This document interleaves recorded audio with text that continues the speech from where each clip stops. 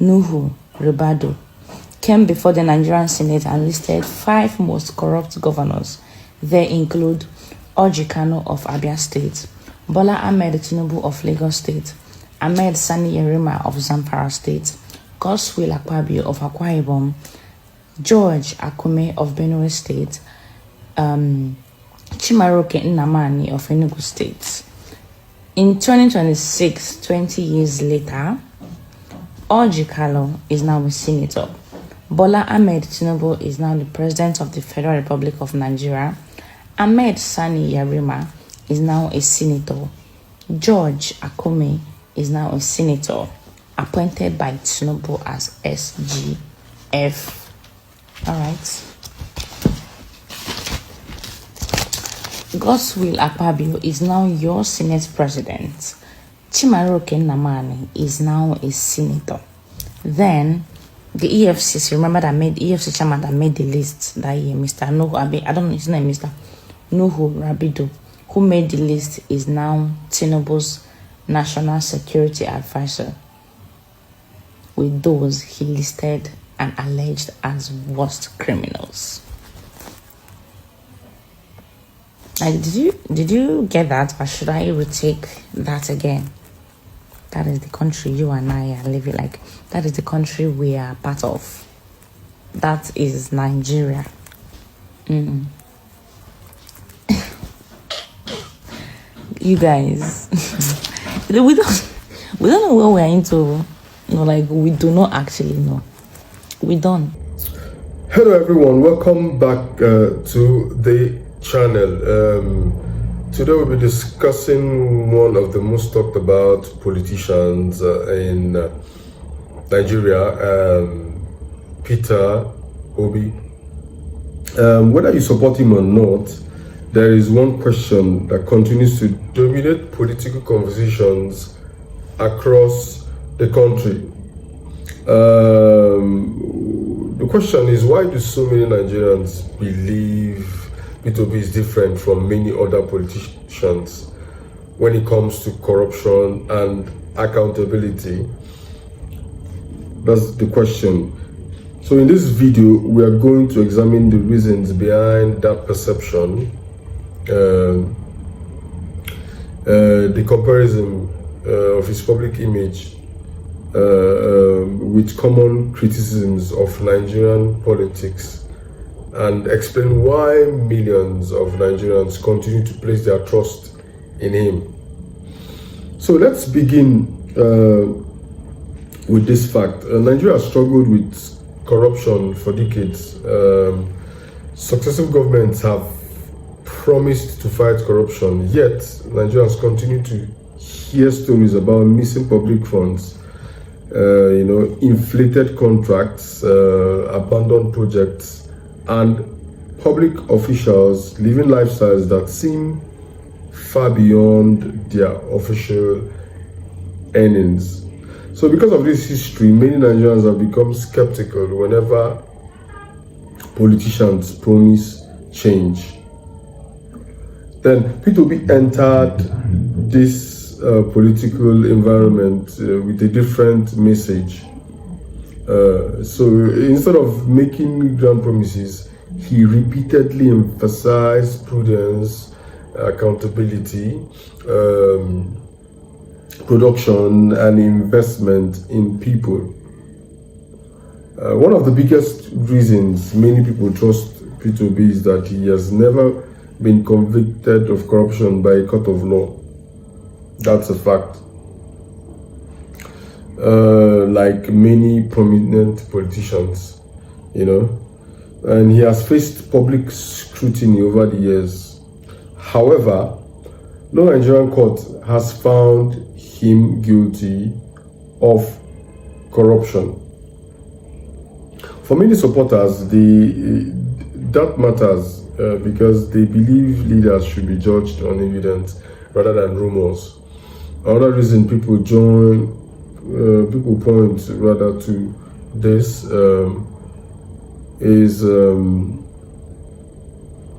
that as the governor of Anambra State, he did so well in terms of being corrupt free. So supporters argue that his administration focused on careful financial management. His government was often cited for maintaining financial reserves and relatively, low debt when he left office. Yeah, it was said that he left so much of money for his counterparts that took over him, Willie Obiano. So he also invested in education whilst he was governor, healthcare and infrastructure. So many supporters say this demonstrates an emphasis on fiscal discipline. Of course, like every administration, his record has also been debated by critics, and voters should consider multiple perspectives actually while talking about this very matter. Then another striking difference people often mention is P2B's personal lifestyle. In Nigeria, many politicians are known for large convoys, expensive official residences, lavish ceremonies, and visible displays of wealth. But P2B has often been projected a more modest person, as a more modest person. Many Nigerians have seen videos of him actually flying on commercial airplanes, carrying his own luggage, visiting markets, and interacting with citizens.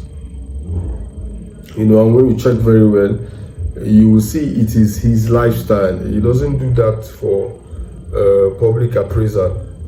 This is the person that he is, because he's been like this for as long as we've known him.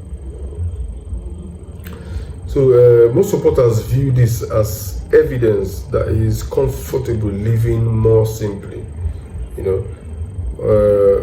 While some critics argue that public appearances alone do not prove how someone governs, and which is true. Because lifestyle should be considered alongside a leader's record and policies. Then another area where P2B is often praised is his consistent call for reduced cost of governance. He has done that a lot. For years, he has argued that government should spend less on luxury and more on education, healthcare, security, infrastructure, and job creation. His message has remained largely consistent across interviews and campaigns, and many supporters appreciate this very consistency. He has also emphasized moving Nigeria from consumption to production. That's very important because we are not big on productivity here. He also argues that long-term prosperity depends on supporting agriculture, manufacturing,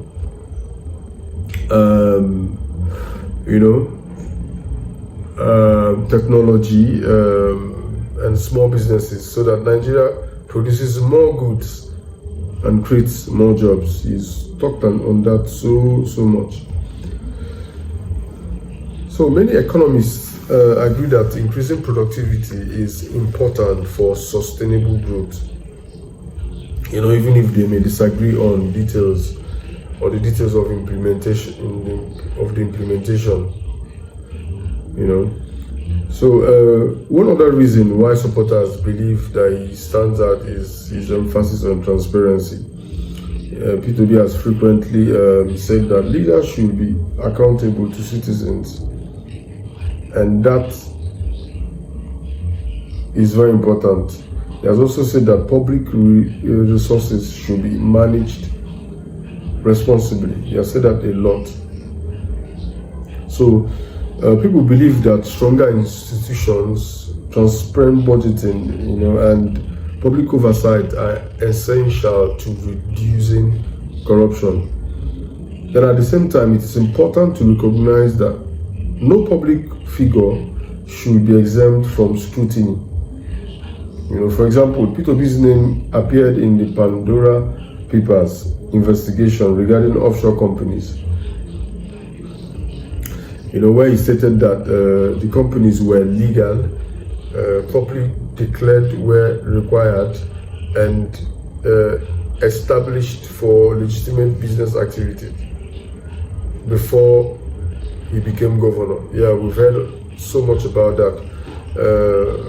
We also heard that he was sitting in the board of a couple of Nigerian banks before he became governor. So the appearance of a name in leaked documents was not by itself a finding of corruption, and there has been no court conviction against him arising from those disclosures. So this illustrates an important principle. Public officials should be questioned where appropriate, but conclusions should be based on verified evidence rather than assumptions. So most times people should talk about the evidences, not just the assumption. So some supporters also point to the composition of P2B's political movement. It has attracted majorly young Nigerians, professionals, entrepreneurs, and members of the diaspora, who said they were motivated by issues such as governance, accountability, economic reforms, rather than political, like traditional political loyalties. So whether one agrees with his policies or not, this represents actually a notable shift in Nigerian political engagement. Yes, he has been very significant. He has been very different in his modus operandi as a politician. So some of Obi's supporters argue that his greatest strength is not simply his personal reputation, but his emphasis on building institutions where public funds are managed responsibly. Some critics oftentimes, on the other hand, argue that campaign promises must be ultimately tested by performance in office, and that no politician should be idealized. So this is a reasonable reminder in any democracy, because healthy skepticism and evidence-based evaluations are always important. Then ultimately the question for Nigerian voters is whether any politician is perfect. No one is perfect. So it is actually more important that they demonstrate integrity, competence, and a credible plan for addressing the country's challenges. Many Nigerians actually believe P2B compares, favorably on these measures. He has been able to stand out, and others agree and prefer different leaders. Like they say, different strokes for different folks. So this is the nature of our democratic debate. As citizens evaluate candidates as they come, evaluate them based on verifiable records, policy proposals, and accountability, rather than relying on campaign rhetoric and partisan narratives solely. This is one very thing we should do as we confront next year's election. So in conclusion, P2B supporters see him as different because of his reputation for prudent financial management and his relatively modest public image. Also, his emphasis on reducing the cost of governance and the fact that he has not been convicted of corruption.